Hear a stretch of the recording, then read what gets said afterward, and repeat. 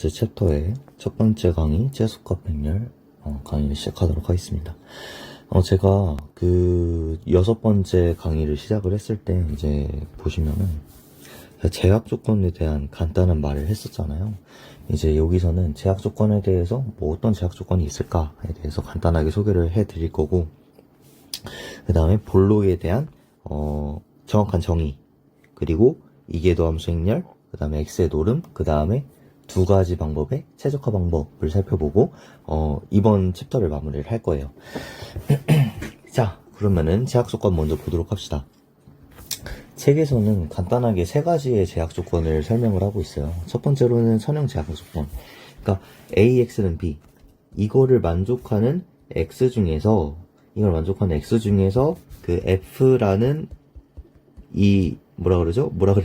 그 비용 함수를 최소화시킬 수 있는 벡터 X를 찾아라 라고 될 수가 있겠고요. 자, 그 다음에 부등식 제약 조건. fx라는 비용 함수를 이 x의 벡터의 엘리먼트들이 전부 다 0 이상이 돼야 된다 라는 게 부등식 제약 조건이 되겠고요. 뭐 정수 제약 조건은 뭐 마찬가지로 요거 엘리먼트들이 전부 0 또는 1이 돼야 된다 라는 것들이 제약 조건이 될 수가 있겠습니다. 여기는 아주 간단하죠. 뒤에 가서 제약 조건에 대해서 좀 더 자세하게 알아볼 거예요. 자, 다음은 볼록 집합입니다. 볼록 집합, 그러니까 컨벡스에 대해서 우리 알아보도록 할게요. 자, 여기서는 볼록 집합, 볼록 함수, 매끄러우면서 볼록에 대해서 알아보고 있는데요. 하나하나씩 한번 봅시다. 요걸 한번 읽어볼게요. 자, K에 속하는 모든, all이라는 뜻입니다. 모든 X랑 Y가 있을 때, 이 모든 람다, 0에서 1 사이의 모든 람다는 X와 Y 사이에 이런 식을 했을 때 K라는 집합에 속해야 한다 라고 써 있습니다.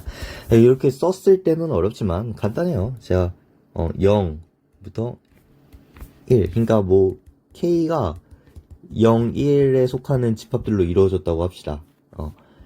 이렇게 써주면 좋겠죠. 자, 그때 제가 K랑 K 안에서 뭐 어떤 두 수를 고를 거예요. 두 수를 고를 건데 이게 그 선형 보관이잖아요. 얘를 X라고 하고 얘 Y라고 뒀을 때 요거는 람다만큼, 요거는 1-람다만큼 갔을 때 이 어떤 값 뭐라고 할까요? K라고 합시다. 어떤 값이 그래도 이 집합 안에 들어있을 때 해당 집합을 뭐라고 하냐면 볼록 집합이라고 한다라는 거예요. 그러니까 내가 두 수를 어떤 거든 골랐을 때 이 두 수 사이에 있던 어떤 집합이든 해당 집합 안에, 어떤 원소든 해당 집합 안에 있으면은 해당 집합을 볼록 집합이다 라고 설명을 할 수 있을 겁니다. 이렇게 풀어서 보니까 또 쉽죠. 다음은 볼록 함수, 컨벡스 펑션에 대해서 설명을 하고 있는데요. 한번 또 같이 읽어봅시다. f의 그래프 선상에 또는 그래프 위쪽에 있는 점들이 볼록 집합이면은 함수 f는 볼록 함수다 라고 있습니다. 자, 요것도 글만 읽어봤을 때는 무슨 소리인지 잘 모를 수 있어요. 그래서 제가 한번 간단하게 설명을 해보도록 하겠습니다. 자, 볼록 함수의 그 정의는 다음과 같아요. 이렇게 제가 써놨습니다. 그래서 얘를 한번 뜯어볼게요. 자, 요거는 X와 Y의 점이죠? 이거 그 볼록 집합에서 제가 정의를 했던 거랑 뭔가 비슷하다는 느낌이 있죠? 자, 그래서 얘를 제가 요 놈을 X라고 두고 요걸 Y라고 뒀을 때 요거를 세타, 요걸 1-세타라고 두면은 그 X와 Y 사이의 점은 얘를 제가 뭐라고 쓸 수 있냐면 세타 X 플러스 1-세타 Y 이렇게 쓸 수가 있겠죠? 해당 점에 함수를 넣었을 때 요 값이 되겠죠? 요 값이랑 똑같이 되겠죠? 요 값이랑 비교를 했을 때 f의 x에 대해서 세타만큼 가고 y에서 1-y만큼 갔을 때 그 사이에 보관된 점이 항상 크거나 같다. 자, 무슨 말이냐면은 x랑 y에 대해서 선물을 쭉 그었을 때 그 어떤 한 점, 어떤 곳에서 내가 점을 그어든 해당 선분이 fx보다 위에 있다 라고 했을 때 해당 함수는 컨벡스하다, 혹은 이제 같거나 그러니까 크거나 같을 때 컨벡스하다 라고 할 수 있는 거예요. 근데 이제 뭐 같은 경우는 어떤 경우가 될 수 있나요? 라고 궁금할 수 있잖아요. 뭐 이런 경우 같거나 크겠죠? 왜냐면은 제가 요거를 x, 요거를 y라고 뒀을 때 요거 사이의 점도 요건데 이런 경우는 뭐 보완을 해줘도 같잖아요. 그쵸? 이런 경우를 이제 컨벡스 함수라고 합니다. 근데 이제 스트레이트 컨벡스, 뭐 한국말로는 순볼록 함수라고 하는데, 이런 거 같은 경우는 요거 없어요. 그러니까 같을 경우가 없을 때, 무조건 클 때. 예를 들어서 x제곱, y는 x제곱 같은 함수가 스트레이트 컨벡스 펑션이 될 수가 있겠죠.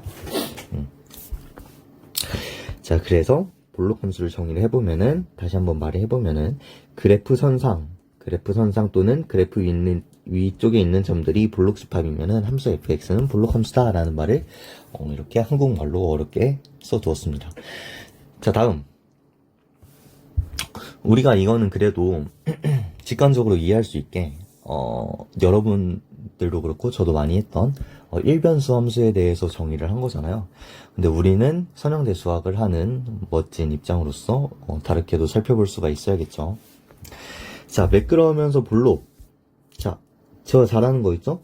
우리가 직관적으로 잘 아는 일변수 함수에 대해서 생각을 한 뒤에 그 다음에 다변수 함수로 확장을 시키는 겁니다. 자, 요 식을 먼저 우리가 한번 같이 뜯어 볼게요.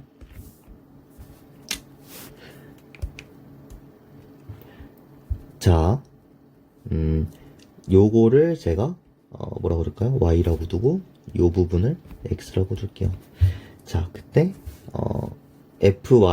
f'y에서의 기울기가 이렇게 되겠죠? 그 다음에 x-y가 이만큼이 될 겁니다. 자, 근데 여기서 fy는 여기가 되겠고요. 그쵸? 그러면은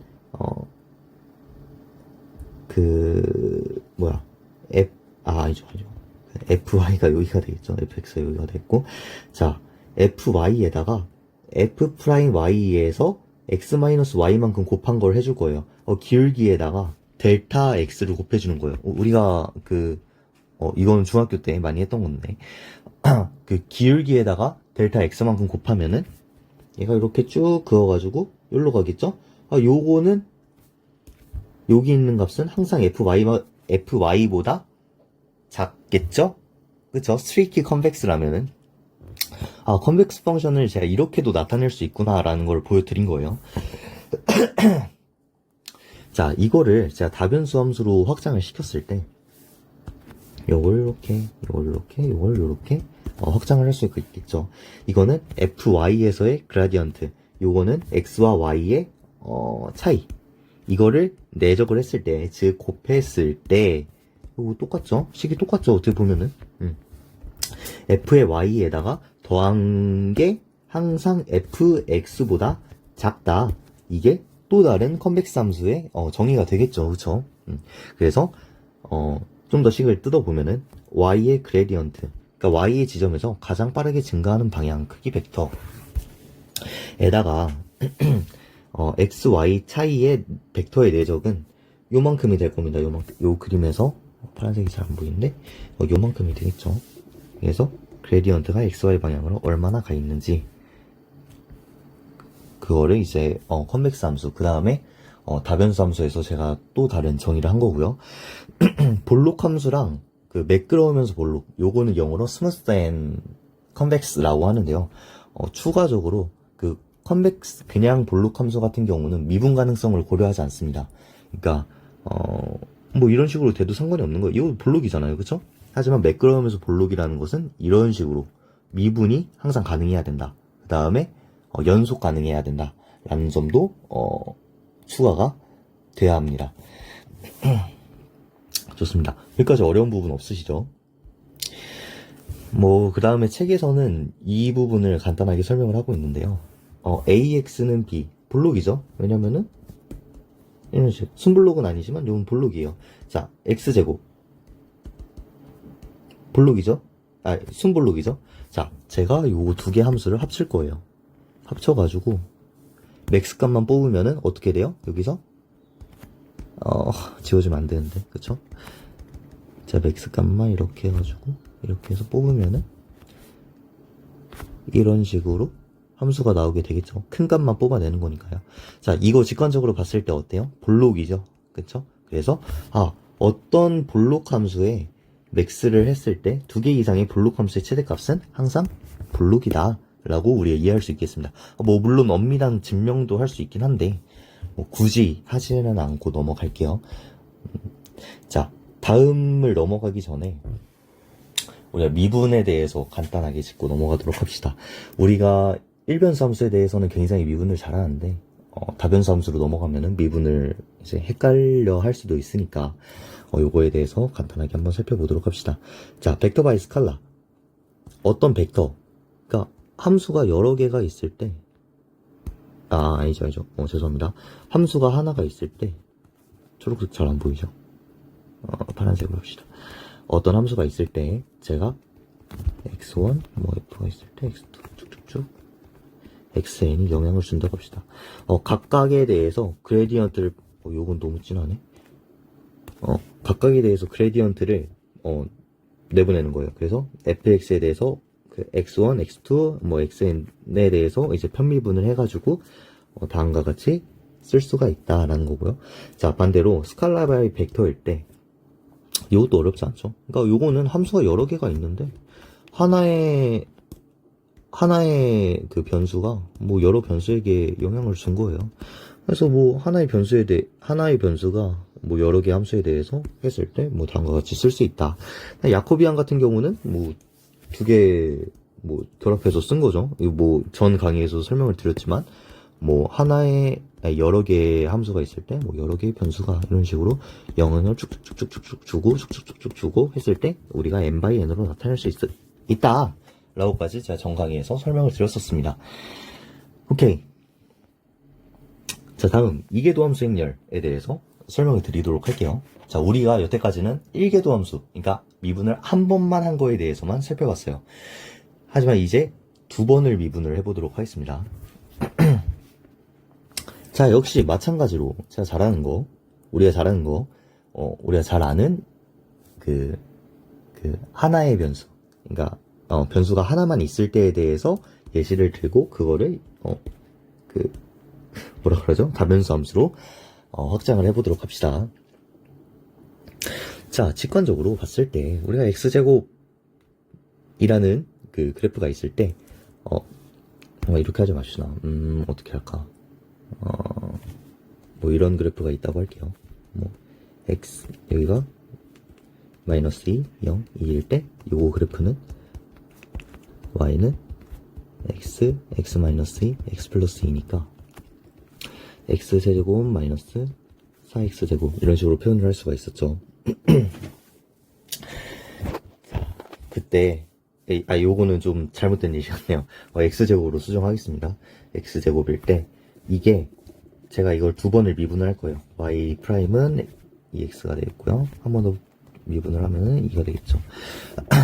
이때 이계도함수가 양수면은 얘는 볼록함수다 라고 얘기를 고등학교 때 할 수가 있었어요. 왜냐면은 이 그 1계도함수를 미분을 했을 때 1계도함수의 변화량이, 그러니까 얘가 기울기가 계속해서 증가하잖아요. 그죠? 기울기가 계속 증가하면은 볼록할 수밖에 없겠죠.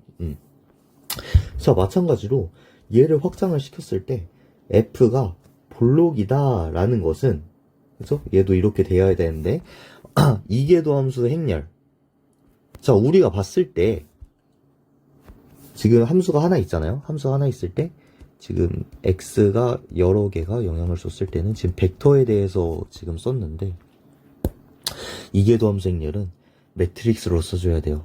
왜냐면은 어떤 함수가 있다고 해봅시다. 그러면 x1, x2 얘가 영향을 줬다 해볼게요. 얘를 썼을 때 어떻게 쓸 수 있냐면은 그 f에 대한 그레디언트는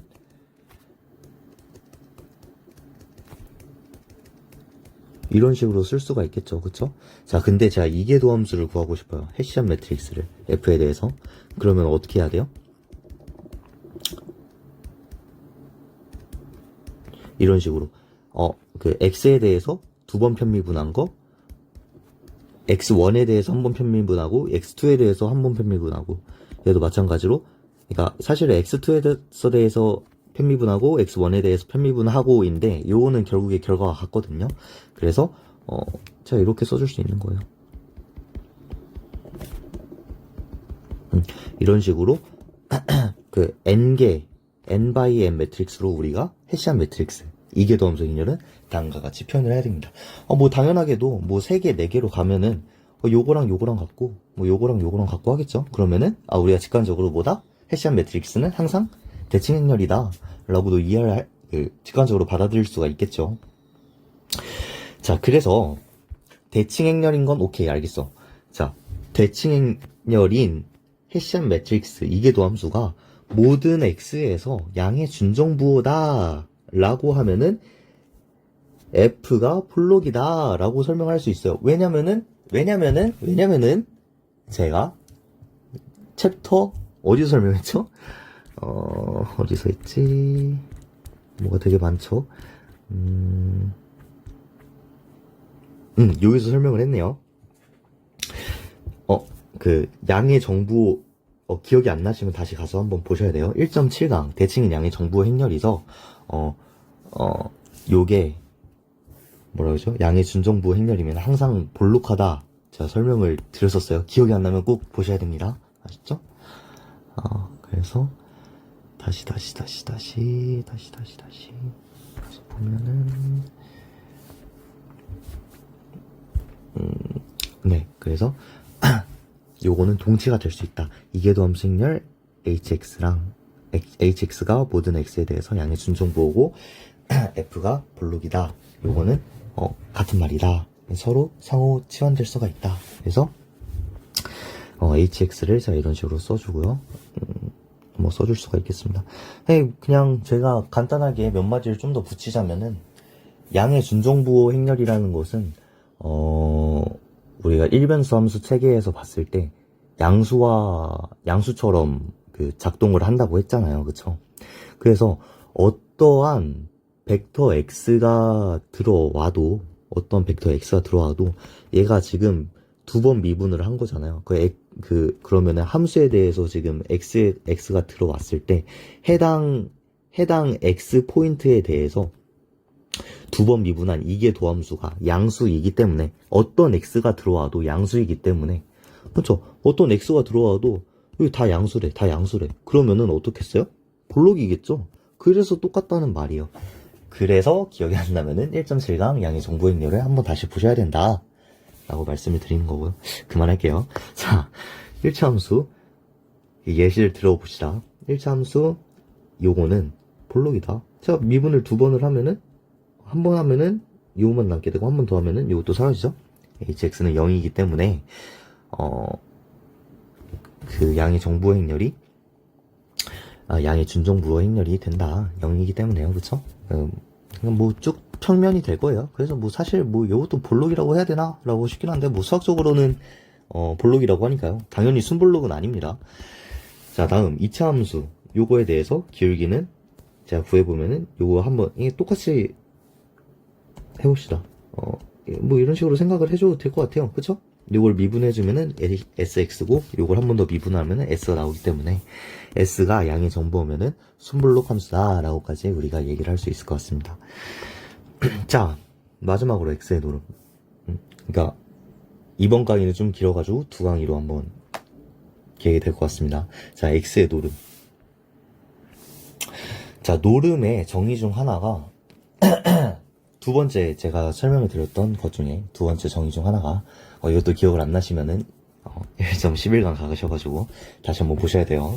자, 삼각부등식 정의 중 하나가 어떤 벡터랑 w 벡터를 더했을 때 이게 원래 v 플러스 w 요것보다 뭐 더한 게 무조건 같거나 크다 라는 게 두 번째 노름의 정의였습니다. 자, 제가 요거는 노름의 정의고, 요거는 블록 함수의 정의예요. 자, 제가 요거를 그냥 요거 P로 바꿔가지고만 그대로 가져올게요. P로 바꿔가지고 그대로 가져오면은 요런 식으로 표현을 할 수 있습니다. 아, 요게 뭐냐면은, 제가 요거 두 개를 보면은, 어때요? 요거를 V라고 보고, 요걸 W라고 보면은, 삼각부등식이랑 폼이 똑같아지죠? 그쵸? 아, 그리고 여기서 낼 수 있는 결론은 뭐다? 벡터 노름은 컨벡스 펑션이다. 그러니까 뭐, L1 노름이든, L2 노름이든, L 무한 노름이든, 벡터 노름은 컨벡스 펑션이다. 라는 결론을 낼 수가 있겠습니다. 자, 다음 시간에는, 뉴턴 방법이랑 레벤버그 마커트 방법에 대해서 설명을 드릴 거예요. 그러니까 요 부분은 많이 안 어려운데 다음 부분부터는 조금 수학적인 부분이 많이 나올 거라서 복습을 잠깐 잘 해주시고 양의 정보랑 노름에 대해서도 한번 학습을 하고 다시 오면은 좀 더 쉽게 뒤에 부분도 이해할 수 있을 거라고 생각을 합니다. 다음 강의에서 봐요. 감사합니다.